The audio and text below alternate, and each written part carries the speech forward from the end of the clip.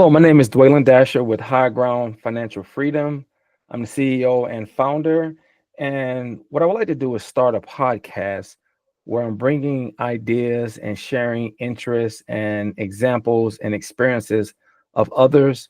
And I think it's important to share knowledge and not keep it for yourself. And I think when you're starting something like this, you should start at the source. And for me, my source started approximately 14 years ago when I met my wife, Sarah Dasher, and she's going to be my first guest.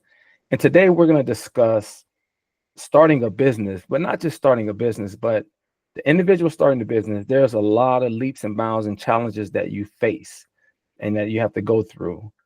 But it's also to kind of understand what your spouse is going to be going through, their level of support, how that's going to affect you, and what role that they're going to play in this. So today, again, I'd like to welcome my wife, Sarah Dasher. How you doing? Good. Thanks for having me. Excellent, excellent. So before we get started, what would you like the listeners to know about yourself? Um, that I am a stay-at-home mom. We currently homeschool our two boys, and that's a top priority for the both of us.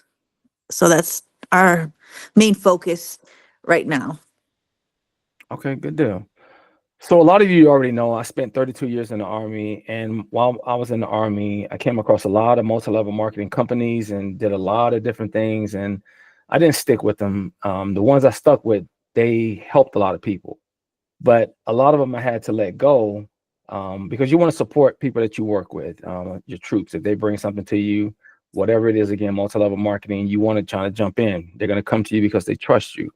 But a lot of them I couldn't stick with because it just didn't feel right. So the things that I did stick with, again, they always had some type of way of helping people, lending advice, or whether it was some type of product, and the products had to be organic or this or that, something again, helping people or also helping the planet. Okay. But to not to continue to belabor this, let's talk about Sarah and some of the challenges she faced because I want you to hear from her as a spouse. Because a lot of times, people as entrepreneurs, we have a mindset of we're going to do what we want to do, regardless of what's going to happen. But again, this is about hearing from a spouse's point of view and what they bring to the table. So, what were some of your initial concerns when I decided to start my own business, and how did you address them? I think obviously a concern initially was how, having come from the an army lifestyle and how driven and it's just so busy. It's so a lot of the time the family suffers and is kind of, in the background. And I think when any business that especially that you have been interested in or anything like that, my concern was always is how much this will take away from our family, the kids, and is it going to take, a lot of time away? Um, that's obviously a concern. I didn't know if this was something that you would um stay with. Would this be something that you continued with, or is it kind of something that you do for a short time and then find something else that you would be interested in? That was a concern of mine. um just I think those were the two main factors. Okay, good, good. Fair enough. And then how did you address them? I try not to give my opinion too much or my concerns too much initially, because I don't want to make you shift. If thinking what my concerns are, then maybe they become your concerns, and you then lose the focus of whatever your goal is. But just kind of listening to you, seeing where you were going with it. With higher ground financial freedom, it was me trying to learn more about it, that I was able to realize, oh wow, this is actually kind of interesting. And I could see how it was helping other people, and I understood a little bit more by me researching a little bit, listening more to kind of what it was that you were doing. Then it made me more interested, and I could see the bigger picture. Got it. Got it. Oh, great. Great feedback. So, can you share specific ways you supported me during the early stages of my business journey? I guess, well, one, again, trying to keep my opinion um to myself at times, um because I didn't want to put too much concern, and I didn't want to, like I said, have you shift your focus, and just trying to be supportive, trying to listen. Like I said before, that this was something that was important to you, and I could see the bigger picture when you were explaining to me exactly what, financial freedom was exactly. That made sense to me, and it made it easier to support because I understood the mission basically. Okay, so the difference is the other things or ventures that I looked at, even though they were helping people, with this one, it was more me leaning in and giving you more information where you had a better understanding.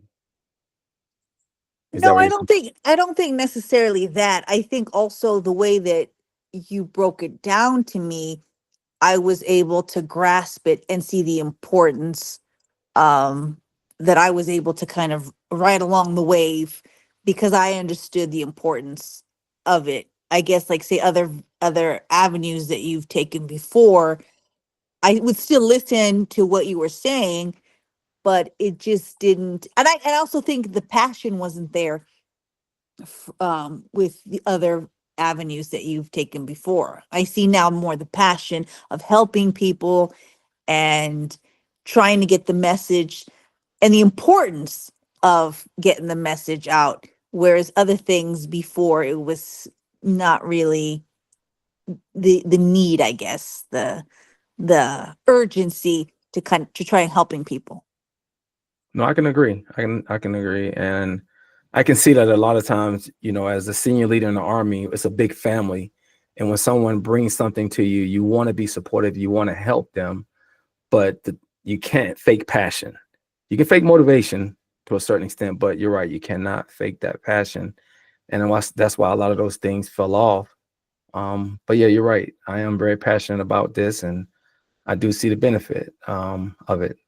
So my final question to you is this: what advice, you having gone through this, would you give to other spouses on how to support their significant other if they plan on starting a business one day?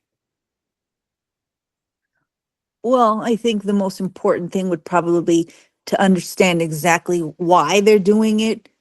Um, that really the why, because then you have an idea of where they're going with it, why they decided to do it, how will it make money, all these questions that I'm sure every spouse is concerned about. Um, you want whatever avenue they're taking, that you want it to be successful. So obviously you're going to want to ask those questions. I think also, also knowing when to kind of hold back, being so opinionated all the time, of firing all these questions at them and kind of just watching, maybe, I think would be a better, um a better supportive role than, um just, firing questions, and just really learning and knowing the why. Got it. I got it. So at what point would you have, because I know there's a lot of trust. You have a lot of trust, and you know who I am as a leader, as a husband, as a father. But at what point would you have jumped in and say, hey, you're about to burn the house down, with your actions? At what point would you stop me?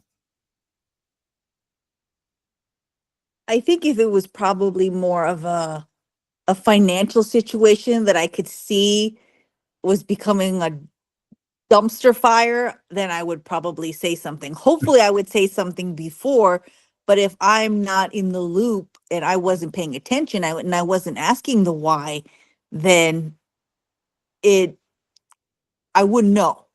So I think it is important. That's why to have that communication open and asking questions, but coming from a place of curiosity than of judgment, I guess would probably be the better way to handle that. I like that, coming from a place of curiosity as opposed to a place of judgment, because you're in it together. But if an individual wants to start a business and you're married, you're one unit.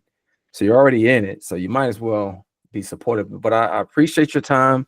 Definitely appreciate your feedback. And I definitely appreciate your support.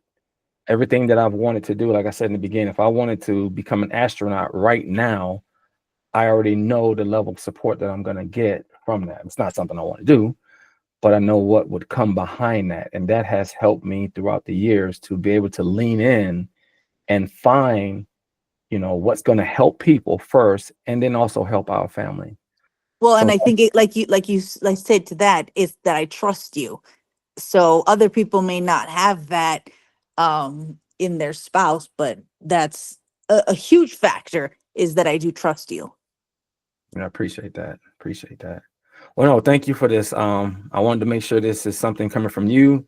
I wanted my listeners to hear this, and my future listeners to hear this, that what it comes down to is support, not being judgmental, being your cheerleader, cheering that person on, and then trusting that you get so much more from an individual when it's the person you see is the person that they're going to be. And if you see them as something great, that gives them the opportunity to be great. So I appreciate you seeing that in me. Well, thank you for your time, Sarah Dasher, and look forward to continue to work with you in many more years to come. Thank you. All right. Bye-bye.